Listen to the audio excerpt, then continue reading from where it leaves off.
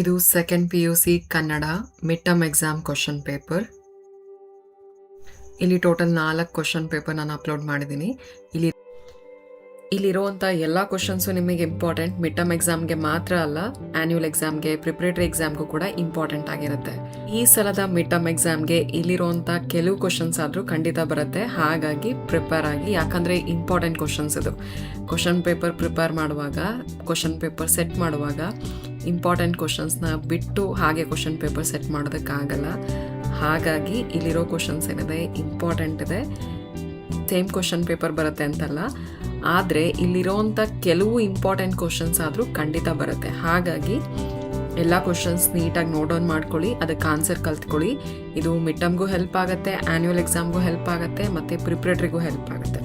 ಹಾಗಾಗಿ ಮಿಸ್ ಮಾಡಬೇಡಿ, ಯಾವ ಕ್ವಶನ್ಸ್ನು ನೀಟಾಗಿ ನೋಟ್ ಡೌನ್ ಮಾಡ್ಕೊಳ್ಳಿ. ಎಲ್ಲ ಕ್ವಶನ್ಗೂ ಚೆನ್ನಾಗಿ ಆನ್ಸರ್ ಕಲ್ತ್ಕೊಳ್ಳಿ. ಎಕ್ಸಾಮ್ ಹೋಗೋದಕ್ಕಿಂತ ಮುಂಚೆ ನೀಟಾಗಿ ರಿವಿಷನ್ ಮಾಡ್ಕೊಂಡು ಹೋಗಿ, ಅದು ನಿಮಗೆ ತುಂಬ ಹೆಲ್ಪ್ ಆಗುತ್ತೆ.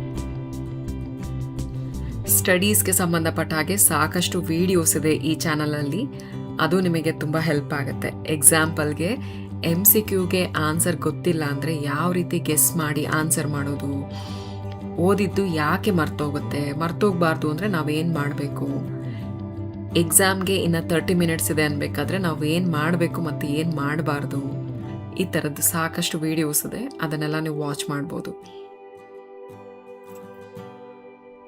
ನಾನು ಅಕಾಡೆಮಿಕ್ ಮೆಂಟರ್.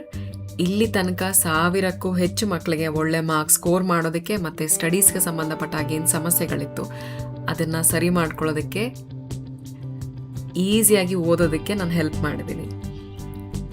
ನಿಮಗೇನಾದರೂ ಸ್ಟಡೀಸ್ಗೆ ಸಂಬಂಧಪಟ್ಟ ಹಾಗೆ ಸಮಸ್ಯೆಗಳಿದ್ದರೆ ನನ್ನ ಕಾಂಟ್ಯಾಕ್ಟ್ ಮಾಡ್ಬೋದು, ನಾನು ನಿಮಗೆ ಹೆಲ್ಪ್ ಮಾಡ್ತೀನಿ. ಆ್ಯಕ್ಚುಲಿ ನಾವು ತುಂಬ ಕಷ್ಟಪಟ್ಟು ಓದಬೇಕು ಅಂತ ಏನಿಲ್ಲ. ಒಳ್ಳೆ ಮಾರ್ಕ್ಸ್ ಸ್ಕೋರ್ ಮಾಡಬೇಕಂದ್ರೆ ಪ್ರತಿಯೊಬ್ಬರಿಗೂ ಒಳ್ಳೆ ಮಾರ್ಕ್ಸ್ ಸ್ಕೋರ್ ಮಾಡೋದಕ್ಕೆ ಸಾಧ್ಯ, ಮತ್ತು ಅದನ್ನು ತುಂಬ ಈಸಿಯಾಗಿ ನಾವು ಮಾಡ್ಬೋದು. ನಾವು ನಮ್ಮ ಮೆಥಡ್ನ ಕರೆಕ್ಟ್ ಮಾಡ್ಕೋಬೇಕು, ನಮ್ಮ ಸ್ಟ್ರಾಟಜೀಸ್ನ ಕರೆಕ್ಟ್ ಮಾಡ್ಕೋಬೇಕು.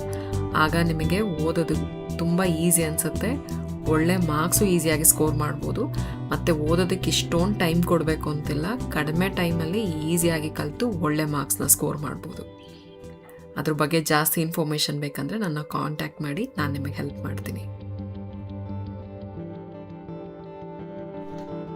ಇಲ್ಲಿರುವಂಥ ಎಲ್ಲ ಕ್ವಶನ್ಸು ನಿಮಗೆ ಇಂಪಾರ್ಟೆಂಟ್. ಮಿಡ್ ಟರ್ಮ್ ಎಕ್ಸಾಮ್ಗೆ ಮಾತ್ರ ಅಲ್ಲ, ಆ್ಯನ್ಯುವಲ್ ಎಕ್ಸಾಮ್ಗೆ, ಪ್ರಿಪ್ರೇಟರಿ ಎಕ್ಸಾಮ್ಗೂ ಕೂಡ ಇಂಪಾರ್ಟೆಂಟ್ ಆಗಿರುತ್ತೆ. ಈ ಸಲದ ಮಿಡ್ ಟರ್ಮ್ ಎಕ್ಸಾಮ್ಗೆ ಇಲ್ಲಿರುವಂಥ ಕೆಲವು ಕ್ವಶನ್ಸ್ ಆದರೂ ಖಂಡಿತ ಬರುತ್ತೆ. ಹಾಗಾಗಿ ಪ್ರಿಪೇರ್ ಆಗಿ, ಯಾಕಂದರೆ ಇಂಪಾರ್ಟೆಂಟ್ ಕ್ವಶನ್ಸ್ ಇದು. ಕ್ವಶನ್ ಪೇಪರ್ ಪ್ರಿಪೇರ್ ಮಾಡುವಾಗ, ಕ್ವಶನ್ ಪೇಪರ್ ಸೆಟ್ ಮಾಡುವಾಗ ಇಂಪಾರ್ಟೆಂಟ್ ಕ್ವಶನ್ಸ್ನ ಬಿಟ್ಟು ಹಾಗೆ ಕ್ವಶನ್ ಪೇಪರ್ ಸೆಟ್ ಮಾಡೋದಕ್ಕಾಗಲ್ಲ. ಹಾಗಾಗಿ ಇಲ್ಲಿರೋ ಕ್ವಶನ್ಸ್ ಏನಿದೆ ಇಂಪಾರ್ಟೆಂಟ್ ಇದೆ. ಸೇಮ್ ಕ್ವಶನ್ ಪೇಪರ್ ಬರುತ್ತೆ ಅಂತಲ್ಲ, ಆದರೆ ಇಲ್ಲಿರೋವಂಥ ಕೆಲವು ಇಂಪಾರ್ಟೆಂಟ್ ಕ್ವಶನ್ಸ್ ಆದರೂ ಖಂಡಿತ ಬರುತ್ತೆ. ಹಾಗಾಗಿ ಎಲ್ಲ ಕ್ವಶನ್ಸ್ ನೀಟಾಗಿ ನೋಟ್ ಡೌನ್ ಮಾಡ್ಕೊಳ್ಳಿ, ಅದಕ್ಕೆ ಆನ್ಸರ್ ಕಲ್ತ್ಕೊಳ್ಳಿ. ಇದು ಮಿಡ್ ಟರ್ಮ್ಗೂ ಹೆಲ್ಪ್ ಆಗುತ್ತೆ, ಆ್ಯನ್ಯುವಲ್ ಎಕ್ಸಾಮ್ಗೂ ಹೆಲ್ಪ್ ಆಗುತ್ತೆ, ಮತ್ತು ಪ್ರಿಪ್ರೇಟರಿಗೂ ಹೆಲ್ಪ್ ಆಗುತ್ತೆ. ಹಾಗಾಗಿ ಮಿಸ್ ಮಾಡಬೇಡಿ, ಯಾವ ಕ್ವಶನ್ಸ್ನು ನೀಟಾಗಿ ನೋಟ್ ಡೌನ್ ಮಾಡ್ಕೊಳ್ಳಿ. ಎಲ್ಲ ಕ್ವಶನ್ಗೂ ಚೆನ್ನಾಗಿ ಆನ್ಸರ್ ಕಲ್ತ್ಕೊಳ್ಳಿ.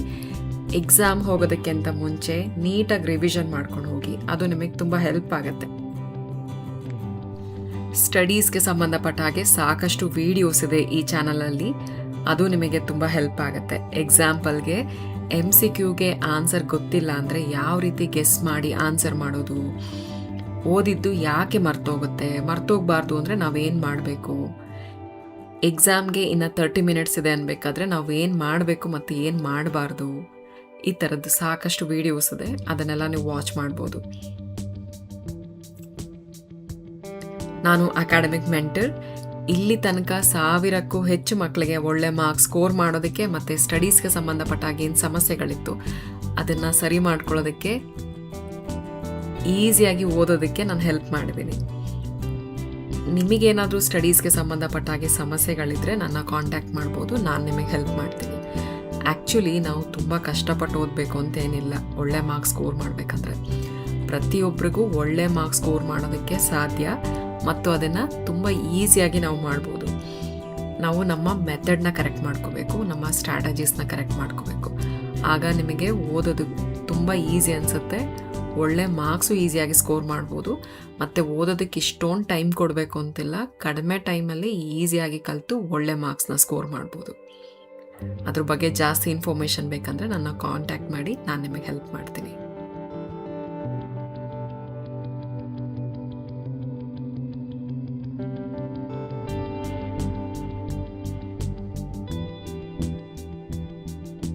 ಈ ಸಲದ ಮಿಡ್ ಟರ್ಮ್ ಎಕ್ಸಾಮ್ಗೆ ಇಲ್ಲಿರುವಂಥ ಕೆಲವು ಕ್ವಶನ್ಸ್ ಆದರೂ ಖಂಡಿತ ಬರುತ್ತೆ. ಹಾಗಾಗಿ ಪ್ರಿಪೇರ್ ಆಗಿ, ಯಾಕಂದರೆ ಇಂಪಾರ್ಟೆಂಟ್ ಕ್ವಶನ್ಸ್ ಇದು.